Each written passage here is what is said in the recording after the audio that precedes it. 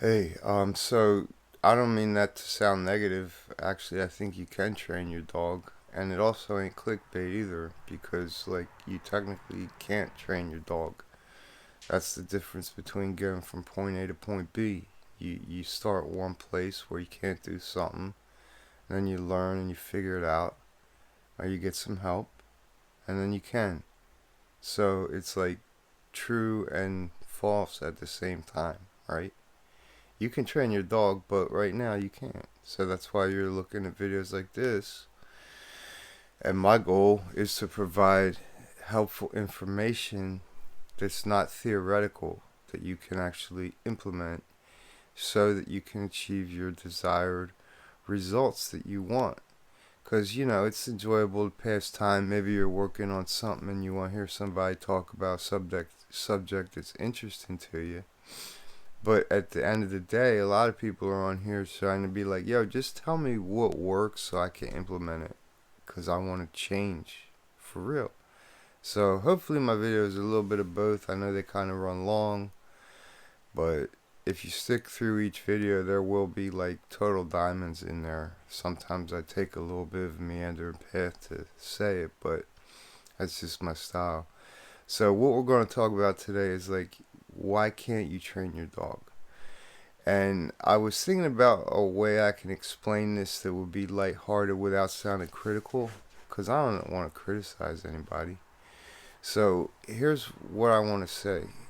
Have you ever been watching a movie or a TV show, and usually it will be like some kind of cheesy thing where it's like, let's say you're watching a show about cops or something, and they got the bad guy that they're trying to catch, and the bad guy like killed the one cop's partner, like he killed my old partner, like I want to get this guy. And maybe the sergeant will be like, I'm taking you off this case. It's like, why? I want to get this guy. He's like, I know, you're too close to the case, it's personal, man. We have to take you off the case and let Johnson and Smith handle it. Be like, no, Johnson and Smith don't care. They don't, it's not, it's like, go have a cup of coffee, like, and it's that familiar trope, right? Where it's like, oh, it's like sometimes we can get in situations where we have too much personal involvement with that situation to actually observe it clearly and to act in the most appropriate way without being entangled with our own emotions and our emotional baggage. And this is where it applies more to dog training, with our expectations. Like, I've become real familiar with my dog behaving this way, therefore it's more challenging for me to expect that the dog can like instantly transform. So that's where it becomes a problem, and that's one of the reasons why like you personally are having a more hard time training the dog. Like, let's say for instance, and this is a personal experience for me, I would watch like Cesar Millan videos, and I'd watch him like go into this house where this dog's all crazy, like way worse than my dogs were. Like, I always had like really trained dogs, but there was always like some loose ends that I couldn't quite wrap up. And if like a certain confluence of events happened, like my dogs would act in a way that I didn't feel like I had good communication with them, and I used to get stressed about it, man, because I had like big, powerful dogs that could like get you sued and all that kind of nonsense, right? So I would watch Cesar Milan, and I'd be like, that's awesome that it works on his dog, but then I would like try and implement the same techniques that he used on my dogs, and I would quickly spiral into frustration because like I had too much familiarity with my dogs already behaving one way, that it was hard for me as a human to like give them the space and give them the proper energy of expectation in order to help them actually like relax and create that behavior that I wanted. I was literally like pushing the behavior away from me by being like nervous about whether or not it was a real possibility. Like if you're going to drive somewhere, like let's say you live in one place and you're going to be like, let's go to, Las Vegas. You know your destination and you believe that it exists. I mean, does this sound really silly? I hope it does, because that's my goal with these videos, is to show you like, hey, look, if you just take a few deep breaths, get outside your own head for a minute, and actually look at this from like the big picture, dog training is easy. And it's not that I'm not trying to marginalize what I do. I mean, sometimes I come home from dealing with a dog and I don't even have the energy to cook dinner. So how can I just sit here and say it's easy? In theory, it's easy. There's a lot of factors that make it hard, and usually when I come home totally drained, it's not from the dog, it's from the people. So that's a whole nother story. But usually, with the exception of a few kind of energies of dogs, most of the time, even a problematic dog, I find it to be like calming. That's my cat. She's a loudmouth. But some of these same principles work on how to train cats, and she's actually taught me a lot about how to train animals, because cats and dogs are different. And one of the problems, this is a total tangent, one of the problems that dog owners have is viewing their dog as an actual animal.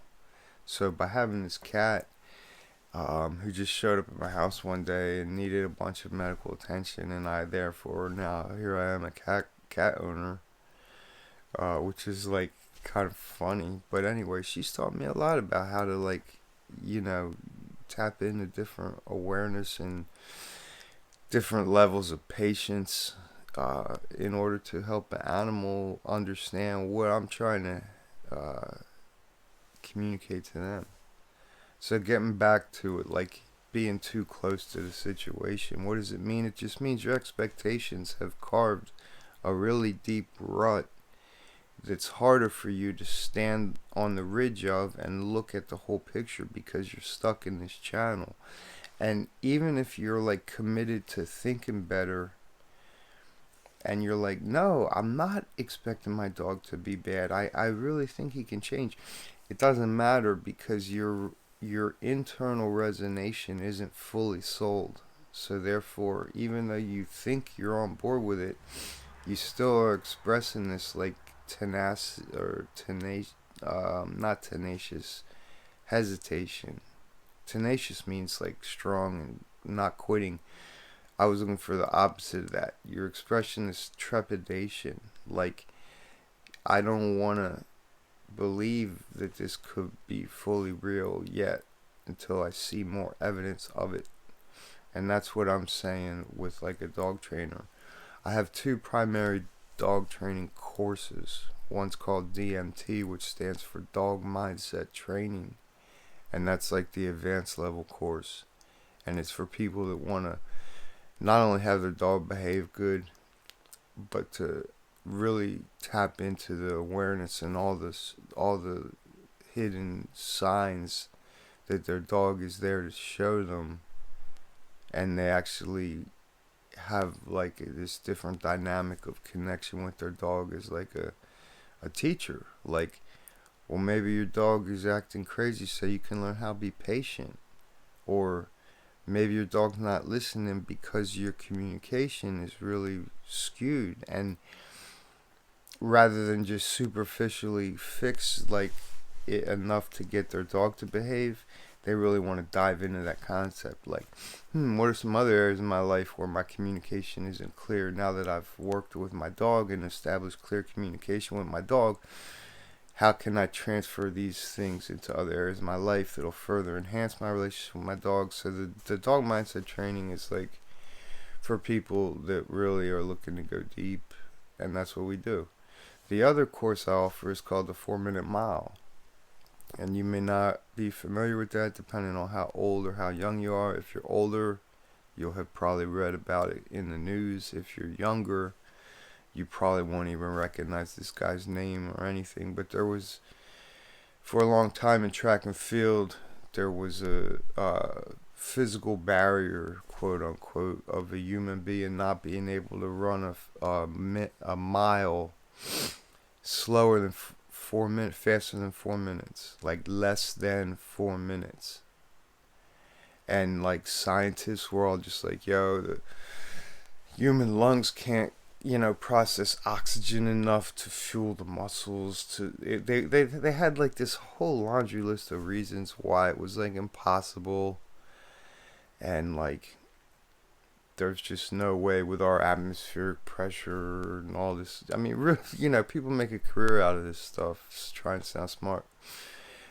So anyway, this guy comes along. His name was Roger Bannister, and he ran a mile in like 3:59.5 or something. But it technically like broke that barrier of 4 minute mile. And so now, like, it's like it got released into like the consciousness or something. Because within the next few years, a lot of people started running miles faster than him. It's like somebody had to break that barrier of belief or disbelief, like it's not possible, was like this like firmly established thought even among athletes that would train their whole life and were like tip top. They were just like, nah, it's not possible. And he was like, I don't know, says who, maybe, and he just did it. And then all of a sudden, once people started shifting their beliefs to like, not only is it possible, but look, he did it, then they internalized that, and then a lot of people were able to do it. And today, I don't know, I don't follow track and field, but I don't think it's super huge, earth-shattering deal if somebody runs a sub 4 minute mile. Not like it was back then anyway. So what does that mean in relation to how you can't train your dog? Because this video title is not clickbait. It is like purposeful, and I intend to illustrate exactly what I mean by that. It means that you are too firmly embedded in your level of expectation as to what's possible with your dog.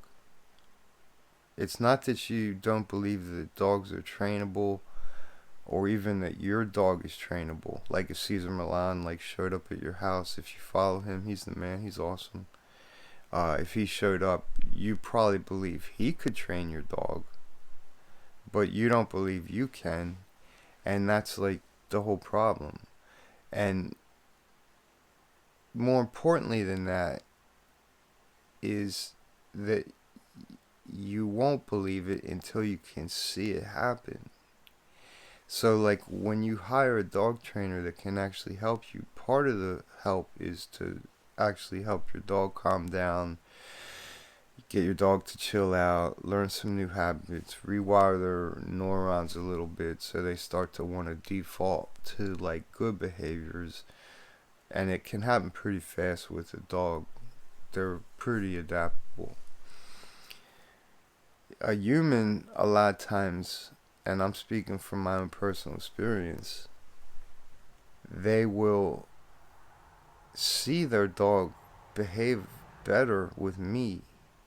Like I'll be there, and I'll be able to help the dog create the mindset that leads to the desired behavior. So now if their dog used to bark at the door, and we'll be like, well, have somebody come knock at the door, and the dog won't bark. And it's not like a big deal. Like, it's just like, no, why would the dog bark? It's very clear based on my communication with him that I don't want him to bark, so he ain't going to bark. So until they see it and be like, he's not even really doing anything complicated. And I'm like, no, I'm not at all. I'm just being like really clear with my projection towards what I want from your dog. And I know the timing. Like, I know when to like make eye contact with the dog. I know when to say to the dog, hey, and when to just be like ignore the dog. So I mean, there's a lot more to it. It's not like it's like simple. You have to be shown it, but it's not this like mental. You got to be this like genius to do it. You're like, okay, I see what you're doing. And a lot of people that I work with are like, okay, I see what you're doing. Unfortunately, those would be the people that have went on to run a sub 4 minute mile. They're like, I see it once. I know you can. I know my dog now can do it. I'm watching it happen in front of my face. And if I'm able to clearly communicate to them what's actually happening and what I'm actually doing, and show them and help them learn how to project in that same way to communicate with their dog, then they can do it. And that's awesome. Some people, even when they see it, it's still a much harder transition for them mentally. So, and that's usually due to lack of self-confidence, which we all suffer from. So sometimes, you know, you are the only reason why your dog can't be trained, but I don't say that in like a way that will make you feel like you should give up. To me, when a solution, when a problem is isolated enough that you can also isolate a solution that has got a clear path to it, that's good news. Some people think like, oh my gosh, now I have this like uphill climb before you, and it's going to be really hard. And I'd encourage you to not think that way as much as possible, even if in reality it is quite challenging. I would just like try and set yourself up to have as much momentum as possible, especially if you're looking to change like fundamental things about how you think and how you see the world and what you believe is possible. Don't be in a rush, because the more that you feel pressure to make it happen quickly, um, the harder it's going to be. So if you're familiar with my book, you'll see how I break down the end goal of walking your dog outside and having them be cool. We start with steps that would seem like so basic that most people would be like, I'm not spending time doing that. That's silly. But that's the point. It's like you don't get good at something by mastering the mastery level of something. You get good at something by mastering the most basic fundamentals of that thing and truly mastering them. And that's how you become competent all the way up to actually really, really good at what you're trying to achieve to do. Like, let's say, for instance, you want to learn how to skateboard. You know, you start off slow, wear all these pads, and then you achieve, you know, whatever. Same thing with, like, learn how to have a good relationship with your dog. You start off mastering the very fundamental basic things, and then you build upon that. You don't start off trying to, like, take your crazy dog to the middle of a crowded place and letting it walk off leash and hoping it follows you. Like, don't start off with really, really high level stuff. Start off with really, really easy stuff. Build the confidence. Your dog will feel that confidence. Your dog will relax. You'll relax. The little results will build upon each other, and the next thing you know, you'll have some momentum. And then it will actually start to be fun, and you can really, really get some serious momentum. Once we stop resisting ourselves and actually like roll with it, be like, okay, yeah, oh, I botched that one, huh? Ha ha ha, let's try that again. Once you can really just get on board with like, hey, I'm just learning a new thing. It's cool. My dog's here and we're doing it together. And thank God my dog is like loving and not judgmental like I am of myself. You know, we're usually way more hard on ourselves than we would our dog would be. So if we make a mistake during dog training, it doesn't matter. My cat's a silly girl. She wants her dinner time so she can eat half of it and then go lick herself and then act like, you know, she would have died if she didn't get the dinner. But in reality, like, she could live like a month off of the fat she's got on her, but she still needs that dinner. And that's what I'm saying about learning how to communicate with animals. Um, they're always teaching us something. Every time I work with a new dog, I learn something. I'm like, wow, that's crazy, man, you know? So don't be hard on yourself. The title of the video, I stand by it. You can't train your dog right now, so learn how. Thanks for watching the video. I hope it was helpful. And check out some of my other videos. There's a bunch of good dog trainers on YouTube, and chances are where you live, there's probably a really good dog trainer that's... Look for the ones that are trying to get started but have enough under their belt that they actually know what they're doing. Like, don't go to like the most fanciest website or the first guy that pops up on Google search, because basically what you're going to be getting then is somebody that they hire. So you think, I'm going to go with John Smith, he's awesome, look at all the work he's done, it's a lot of money, but hey, it's John Smith. And then you like drop your dog off and John's there and he's like, we'll take care of you guys, and then he just hands him off to one of his apprentices, and then maybe he'll interact with your dog 5 minutes a day and follow with the apprentice. But you know, I would stay away from that personally. I would find somebody who has some kind of evidence that they are not just speaking out of pure hope. Like, they've actually done this kind of stuff with dogs and know how frustrating it is to communicate with the dog owners, because that's the hardest part of the job. I don't care if any dog trainer ever tells you that communicating with the dog owner isn't a gigantic pain in the butt, they're just being nice. Because trust me, when you get a few dog trainers together, they're not talking about how hard it is to train the dogs. They're talking about, my God, these people, you wouldn't believe these people. They just want to treat their dog like it's their grandkid. And there's a lot to dog training, I'll tell you. So, are you feeling annoyed by the cat? Because that is what I'm talking about when I say that my cat helped me. Like, dude, when I'm not a cat person, man. I think that they're stubborn. I think they don't listen. I think that if you try and school a cat, they get spiteful. They're just not what I'm looking for in a companion animal at all. They climb all over you with their dirty litter box feet. They're killers. Like, if you leave them outside, they'll like kill birds. I mean, like, I really don't like cats. But this is an animal, and she showed up to me, and she was pretty messed up. Like, she wasn't going to make it. And it's not really like logical when you're in those situations. It's like, oh my God, there's this cat, let me save it. And the next thing you know, like, you're making all these alterations to your life. I know people that have done this with dogs. Somebody that I know pretty good actually had that happen with their family.